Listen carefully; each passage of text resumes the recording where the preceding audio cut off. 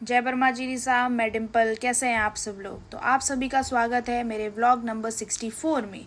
तो आज सुबह मैं जिम नहीं गई थी क्योंकि मैं थोड़ा सा गिर गई हूँ, तो मुझे थोड़ी चोट लगी है मेरे लेफ़्ट हैंड में और लेफ़्ट पैर में। तो मेरा जो लेफ़्ट हाथ है वो थोड़ा ज़्यादा मुझे लगी है वहाँ पे, तो मैं जिम में जाके कुछ वज़न नहीं उठा सकती, इसलिए मैं मंडे तक जिम नहीं जाऊँगी। तो सुबह उठकर मैंने सीधा टिफ़िन बनाना स्टार्ट कर दिया था। तो टिफ़िन में मैंने बनाई थी ग्वार फली की सब्ज़ी और रोटी, तो मैं वही अपना काम चालू कर दिया था और मैं टिफ़िन बना रही थी। टिफ़िन विफ़िन मेरा बन गया था, फिर ये चले गए थे जिम। और आज आप सबको मैं बताऊँगी कि मैंने क्या क्या सिलाई की। जिम नहीं, सॉरी, ऑफिस।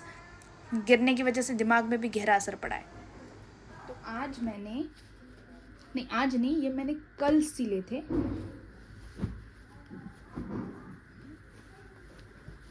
ये एक लहंगा था जो कि मैंने सिल लिया था।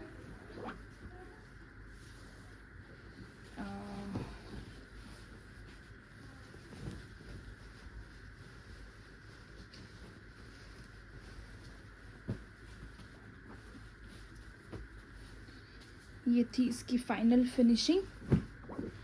इस पर अभी तक मेरे जोड़ का कुछ अता पता नहीं है, तो आप सब मुझे ज़रूर कमेंट करके बताएं कि इस पर मैं कौन से रंग का जोड़ ले सकती हूँ।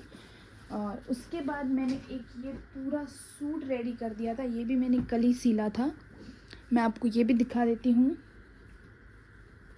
ये इसका लहंगा है। ये एक बहुत ही सिंपल सा कॉटन का सूट है और मुझे ये बहुत ज़्यादा पसंद आया था, तो मैंने इसे ले लिया था। और मैं आपको ये भी बताऊंगी कि इसकी खासियत क्या है। ये जो सूट है ये मैंने एक साड़ी से सिला है। एक कॉटन की साड़ी मैंने कहीं देखी थी, मैं उसे लेकर आ गई थी और उसी साड़ी से मैंने ये पूरा का पूरा कॉटन का सूट रेडी किया है, जिसमें ये नीचे का वर्क है, तो मुझे बहुत अच्छा लगा, प्लेन सिंपल। और ये इसकी करती है और ये इसका अंगिया है।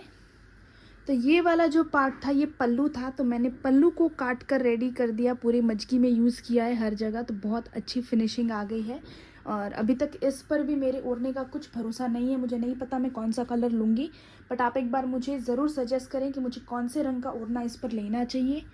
और इसके बाद मैंने ये एक जो मेरी मम्मी का कॉटन का सूट कटिंग किया था, जिसका मैंने वीडियो डाल दिया है, उसका लहंगा आधा रेडी हो गया है। मीन्स ऊपर की कलियां सेट हो गई हैं और ऊपर से सारा कुछ रेडी है। नीचे का पार्ट इसका पूरा बचा है, तो इसे भी हमें रेडी करना है। तो ये सब मैंने कल सिलाई की थी। तो अगर आपको भी ऐसी कोई अच्छी सी साड़ी दिखे तो आप उसे घर पर लेकर आ सकते हैं और उसका काट कूट कर आप उसका पोशाक बना सकते हैं, जैसे कि मैंने बनाया है। फिर मेरा घर बहुत ज़्यादा गंदा हो गया था, तो मैंने सोचा कि पहले घर की सफाई कर ले, पहले हॉल की सफाई कर ले, क्योंकि कुछ नहीं सूझ रहा था।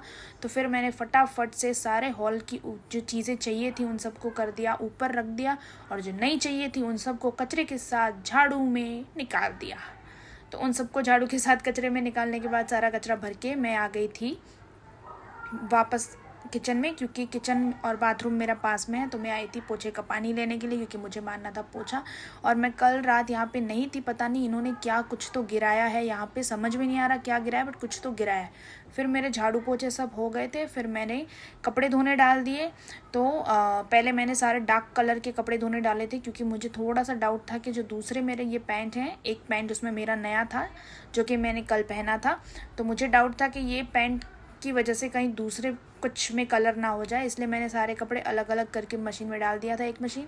दूसरी तरफ मैंने मेरे सारे धुले हुए कपड़े और जो मैं निकाल के गई थी वो सारे कपड़े ठिकाने लगा दिए थे, उन सबको समेट कर अलग अलग कर दिया था, क्योंकि सारे कपड़े अलग अलग थे। जो अंदर रखने के थे उन्हें अंदर रख दिया, जो बाहर रखने थे उन्हें बाहर रख दिया, सारे कपड़े समेट कर अलग से रख दिया। और ये एक मेरा वाइट कलर का ड्रेस था जो मैं महाबलेश्वर गई तब मैंने पहना था, उसे भी फाइनली मैंने धोकर साइड में कर दिया। मैंने उसे 2 बार धोया था पर उस पर कुछ दाग लगा था, तो इस बार मैंने उसे आला वाला में धोकर अच्छे से रख दिया।